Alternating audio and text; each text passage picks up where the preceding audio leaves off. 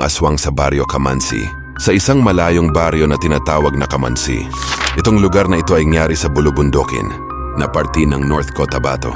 May isang kwentong pinaniniwala ang nagpapakilabot sa mga taga roon.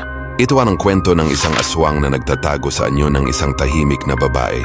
Si Aling Sisa, isang mabait na albularyo, ay kilala sa baryo bilang isang tagapaggamot ng iba't ibang karamdaman. Ngunit may isang gabi na nagbago ang lahat. Isang batang lalaki, si Alex, ang nagkasakit ng misteryosong karamdaman.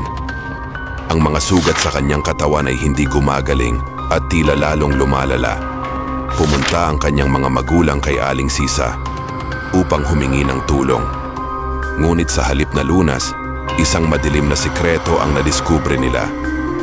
Habang nilalapatan ni Aling Sisa ng halamang gamot si Alex, napansin ng ina ng bata na tila nag-iiba ang anyo ng albularyo. Ang kanyang mga mata ay nagiging pula, ang kanyang mga kuko ay humahaba, at ang kanyang balat ay tila kumukupas.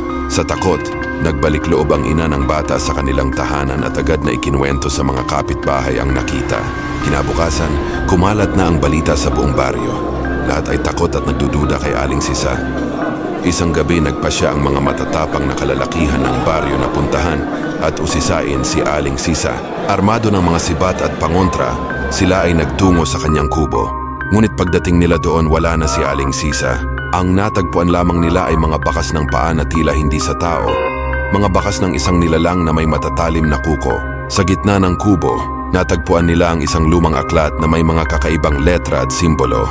Isa sa mga matatanda ang nakabasa ng lumang aklat.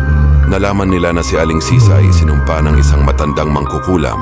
Ang sumpa ay naging sanhi upang siya ay maging isang aswang tuwing kabilugan ng buwan.